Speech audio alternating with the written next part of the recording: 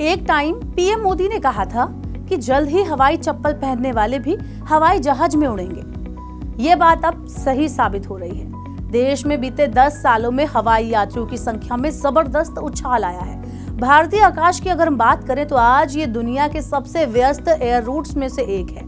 भारत में हर महीने 1.25 लाख से ज्यादा विमान उड़ान भरते हैं। इसी साल अप्रैल महीने की अगर हम बात करें तो देश में 1.35 करोड़ लोगों ने उड़ान भरी है। रोजाना की औसत की अगर हम बात करें तो हर दिन 4.5 लाख यात्री उड़ान भरते हैं। जितनी तेजी से यात्री बढ़े हैं, विमान कंपनियों की डिमांड भी तेजी से बढ़ी है। इंडिगो, एयर इंडिया और आकाशा ने अगले 10 सालों में डिलीवरी के लगभग 1250 एयरक्राफ्ट का ऑर्डर दिया है। लेकिन जब इतनी संख्या में विमान होंगे तो उनके लिए पायलटों की जरूरत तो पड़ेगी। लेकिन मौजूदा टाइम में एयरलाइंस के सामने यही सबसे बड़ी समस्या है। कभी पायलटों की कमी, कभी काम के दबाव के चलते पायलटों की हड़ताल से कंपनियां अक्सर जूझती रहती हैं। इसका कारण है पायलटों की कमी।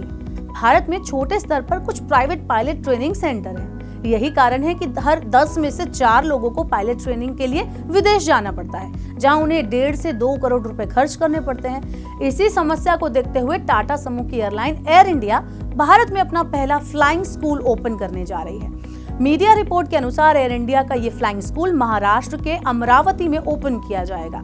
ये भारत की पहली एयरलाइन है जिसने इस तरह की पहल की है। इससे एयर इंडिया को अपनी विस्तार योजनाओं के लिए ट्रेंड पायलट मिल सकेंगे। अमरावती के इस फ्लाइंग एकेडमी से हर साल 180 पायलटों को ट्रेनिंग दी जाएगी। कंपनी के मुताबिक यहाँ बिना किसी फ्लाइंग एक्सपीरियंस वाले पायलट्स को भी ट्रेनिंग दी जाएगी। सभी ट्रेनिंग स्टेजेस पूरे होने के बाद इन पायलट्स को एयर इंडिया के कॉकपिट में डायरेक्ट एंट्री मिल सकेगी। एयरलाइन ने अपनी ट्रेनिंग फ्लीट के लिए अमेरिकी कंपनी पाइपर और यूरोपियन मैन्युफैक्चरर डायमंड से लगभग 30 सिंगल इंजन और 4 मल्टी इंजन वाले एयरक्राफ्ट को सिलेक्ट किया है। बता दें कि भारत सरकार भी देश में कमर्शियल पायलट ट्रेनिंग को बढ़ावा देने के लिए एक्टिव रूप से प्रोत्साहित कर रही है।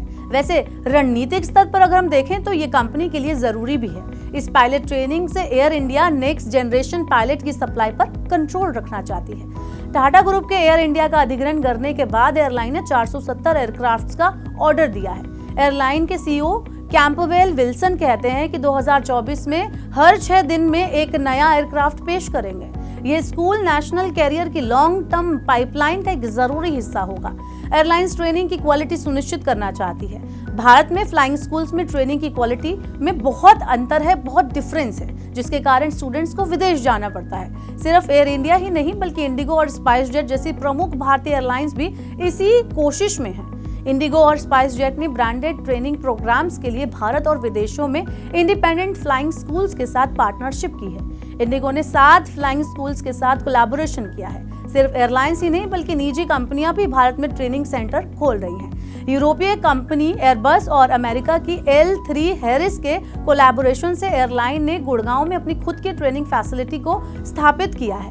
आपको बता दें कि इस फैसिलिटी में पायलटों को ट्रेनिंग प्रोवाइड करने के 6 सिम्युलेटर्स दिए गए हैं। एविएशन ट्रेनिंग रेगुलेशन के अनुसार एस्पायरिंग पायलट्स को लाइसेंस प्राप्त करने के लिए पहले इनिशियल ट्रेनिंग पूरी करनी होती है। आपको पता है कि एयरबस A320 या बोइंग 737 जैसे स्पेसिफिक एयरक्राफ्ट टाइप को ऑपरेट करने और जरूरी लाइसेंस एंडोर्समेंट हासिल करने के लिए टॉप रेटेड ट्रेनिंग जरूरी होती है।